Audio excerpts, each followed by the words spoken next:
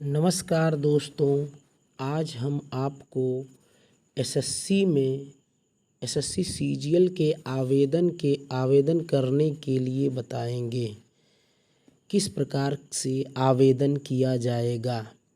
सबसे पहले हम एसएससी की साइट पर जाएंगे ssc.nic.in। उसके बाद से लॉगिन करेंगे, उसमें रजिस्ट्रेशन पे जाएंगे और रजिस्ट्रेशन पे क्लिक करेंगे तो हमारी बेसिक डिटेल्स खुल जाएगी। उसमें सबसे ऊपर रहेगा डू यू हैव आधार, यानी कि आपके पास आधार है या नहीं है। यदि है तो एस करिए और नीचे आधार नंबर लिखिए, नहीं है तो नो करिए। उसके बाद अगला कॉलम आएगा, आपको वेरीफाई आधार नंबर, आधार वेरीफाई हो जाएगा। फिर टाइप ऑफ आईडी, आप अपना आईडी लिखेंगे, जो भी आईडी है आपके पास। जैसे ड्राइवरी लाइसेंस है तो ड्राइवरी लाइसेंस डालेंगे डीएल, उसका नंबर नीचे डालेंगे। फिर नेम, आपका जो नाम है नाम भरेंगे नेम वाले कॉलम में। फिर वेरीफाई नेम, जो आपका नाम है वो आप वेरीफाई हो जाएगा। हैव यू ईवर चेंज नेम, यदि आप अपना नाम चेंज करना चाहते हैं तो यस करिए या अदरवाइज छोड़ दीजिए, उसको नो कर दीजिए। फिर उसके बाद अगला कॉलम आपका आ रहा है फादर्स नेम, तो उसमें सिंपल सा है, आप अपने फादर्स का नाम डालिए, फादर का नाम वेरीफाई हो जाएगा। फिर उसके बाद से मदर्स नाम डालिए, मदर का नाम वेरीफाई हो जाएगा। फिर उसके बाद अगला कॉलम है आपका डेट ऑफ बर्थ का, उसमें आपको अपना डेट ऑफ बर्थ डालना है। डेट ऑफ बर्थ ऐसे डालना है कि जैसे किसी का 2 जनवरी 1999 है तो 02/01 फिर ऑब्लिक 1999, इस तरह से करके आप डालेंगे। उसके बाद डेट वेरीफाई हो जाएगा, डीओबी डेट वेरीफाई हो जाएगी। फिर उसके बाद से हाई स्कूल का अपना आपका डिटेल्स आएगा, जो एजुकेशन वाला। तो एजुकेशन बोर्ड आपका आएगा कि आप कौन से बोर्ड से हैं, यूपी बोर्ड से या सीबीएसई बोर्ड से। यदि सीबीएसई बोर्ड से हैं तो central board of secondary education CBSE डालेंगे। यदि आप यूपी बोर्ड से हैं तो यूपी बोर्ड डालेंगे। उसके बाद वो वेरीफाई करेगा बोर्ड आपका। फिर अगला कॉलम आएगा आपका रोल नंबर का, रोल नंबर आप इसमें भरेंगे। रोल नंबर भरने के बाद आपका वेरीफाई करेगा रोल नंबर।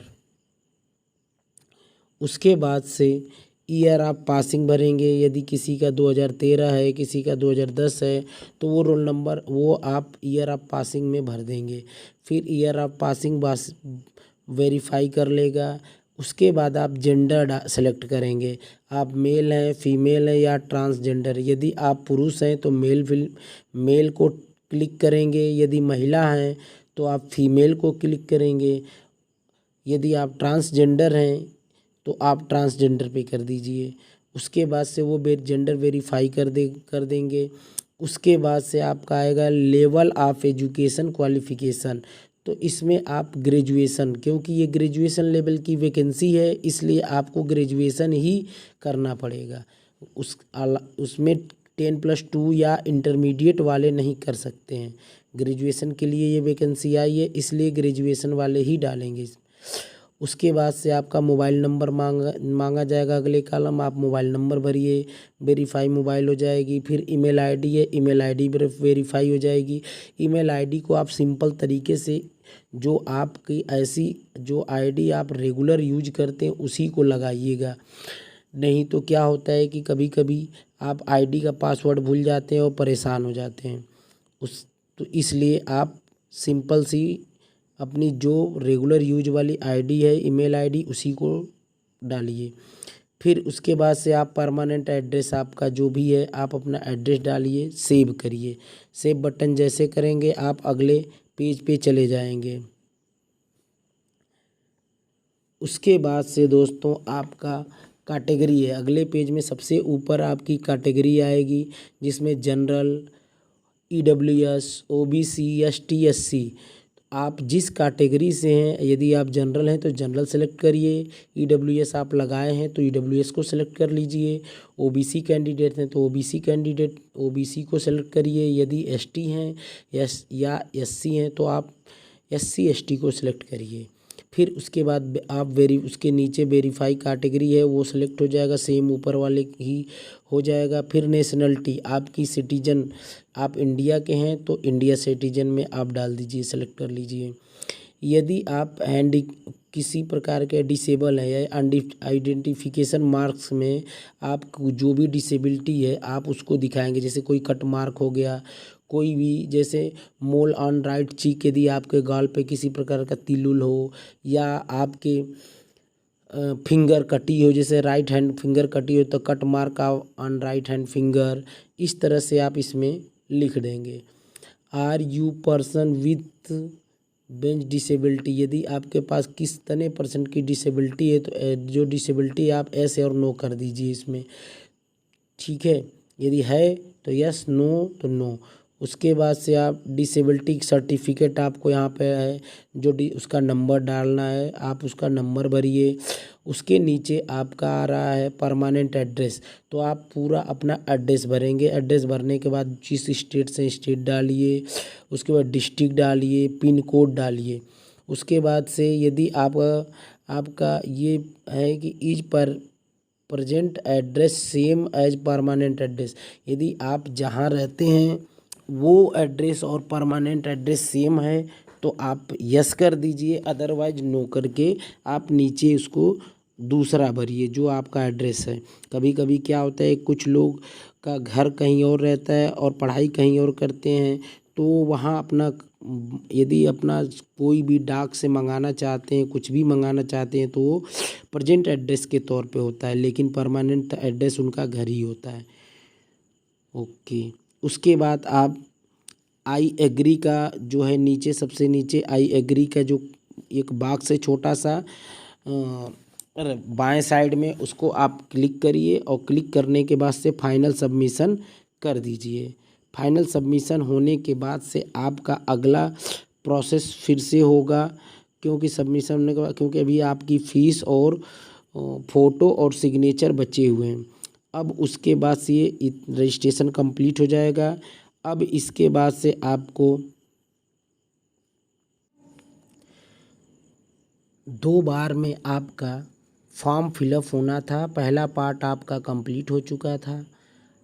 पहले पार्ट के बाद दूसरे पार्ट में अब क्या करेंगे कि फिर से आप एसएससी के साइट पे जाएंगे, फिर उसी तरह से, क्योंकि आपको आईडी पासवर्ड मिल चुका है, अब साइट पे जाकर nic.in लॉगिन रजिस्ट्रेशन नंबर और पासवर्ड से ओपन कर लेंगे।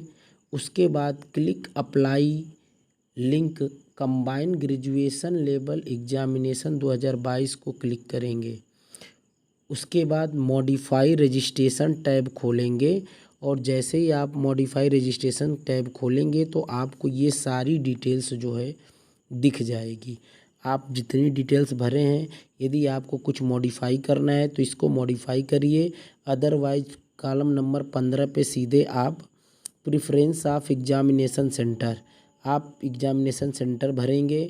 उसके बाद से आपका एग्जामिनेशन सेंटर के बाद से आप एक्स सर्विसमैन हैं तो यस करिए, अदरवाइज नो करिए। यदि एक्स सर्विसमैन हैं तो यस करने के बाद आपको डेट ऑफ ज्वाइनिंग और डिस्चार्ज डेट दोनों लिखना पड़ेगा। यदि नहीं है तो नो करके सीधा नीचे चले आइए। उसके बाद से आप, यदि आप एक्स सर्विसमैन हैं, उसके बाद से आपका ये है वेदर स्क्राइब इज रिक्वायर्ड, यदि आपके पास कोई डिसेबिलिटी है तो उसको भी यस करिए, अदर नहीं तो नो। फिर उसके बाद से आप उसके नीचे सब नो नो करते चले आइए। उसके नीचे दिया हुआ है कि आप यदि आप एज में कोई रिलैक्सेशन चाहते हैं, यानी एज में कोई छूट चाहिए तो यस करिए, यदि नहीं चाहिए तो नो करके नीचे निकल जाइए। उसके बाद से आपको हाईएस्ट एजुकेशन क्वालिफिकेशन, आपने ग्रेजुएशन डाल रखा है तो ग्रेजुएशन में आप क्या हैं, बीए हैं, बीएससी हैं या बीटेक हैं। यदि बीए हैं तो बीए डालिए।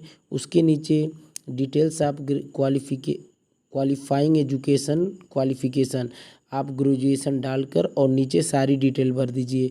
पास्ट जैसे स्टेटस में पास्ट, पासिंग ईयर में कौन से ईयर में आप ग्रेजुएशन पास किए हैं, 2018, 2019, 2020, जो भी ईयर आपका उसको डालिए।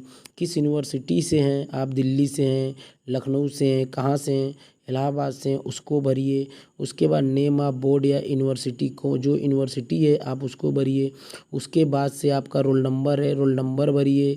फिर परसेंटेज आपका आगे है, परसेंटेज भरिए और सीजीपी छोड़ दीजिए। उसके बाद से आपका जो करस्पॉन्डेंस एड्रेस है, आप एड्रेस आपका देख लीजिए, आपका एड्रेस सब कुछ सही है। फिर अब आपका लास्ट में आपका स्कैन करना है फ़ोटोग्राफ और सिग्नेचर। तो फ़ोटोग्राफ और सिग्नेचर को स्कैन करने के लिए सबसे पहले आपको आपके पास पासपोर्ट साइज़ का फ़ोटो होना चाहिए। और पासपोर्ट साइज़ का जो फ़ोटो होगा उसकी लंबाई जो होगी वो आपकी 4.5 सेंटीमीटर और चौड़ाई जिसको विड्थ बोलते हैं वो होगी 3.5 सेंटीमीटर होनी चाहिए। और 20 से 50 केबी के अंदर जेपीजी फॉर्मेट में ही होगा, तभी आपका ले पाएगा, अन्यथा वो रिजेक्ट हो जाएगा। इसी प्रकार से आपका जो सिग्नेचर स्कैन करना है तो सिग्नेचर भी उसके लिए जो फॉर्मेट दिया गया है, तो सिग्नेचर के लिए जो विड्थ है यानी कि चौड़ाई 4 सेंटीमीटर होगी और हाइट उसकी जो होगी लंबाई 2 सेंटीमीटर तक होनी चाहिए। और यह भी जेपीजी फॉर्मेट में ही होना चाहिए। जब उसके बाद से आप स्कैन कर लेंगे तो चूज बटन पे इसको पहले आप फॉर्मेट में लाएंगे। फॉर्मेट में लाने के बाद से चूज बटन पे जो फाइल चूज है, चूज फाइल पे क्लिक करेंगे। फिर आप सिस्टम में जाके उसको क्लिक करेंगे, ओपन कर देंगे। और ओपन करने के बाद से आपका और अपलोड कर देंगे। तो जैसे अपलोड करेंगे आपका फ़ोटो अपलोड हो जाएगा। सेम उसी प्रकार से जो सिग्नेचर है, सिग्नेचर में सिग्नेचर फाइल को ओपन करेंगे। फिर आपका जहाँ सिग्नेचर रखे हैं सिग्नेचर को ओपन करेंगे और अपलोड कर देंगे, अपलोड हो जाएगा। उसके बाद नीचे डिक्लेरेशन है, डिक्लेरेशन पढ़ने के बाद से आप उसके नीचे सबसे नीचे आ जाएंगे तो एक खाली बॉक्स है जहाँ पे लिखा हुआ है आई एग्री, तो उस पर क्लिक करेंगे, सही का निशान लगाएंगे। और सही का निशान लगाने के बाद से जो आपको कैप्चा दिया हुआ है उस कैप्चा को नीचे के बॉक्स में भरेंगे। और भरने के बाद से आप प्रीव्यू बटन दबा देंगे। यदि आपको रीसेट करना है तो रीसेट करिए, नहीं तो प्रीव्यू बटन दबा के आगे कर दीजिए। आपका फॉर्म इस प्रकार कंप्लीट हो जाएगा। धन्यवाद।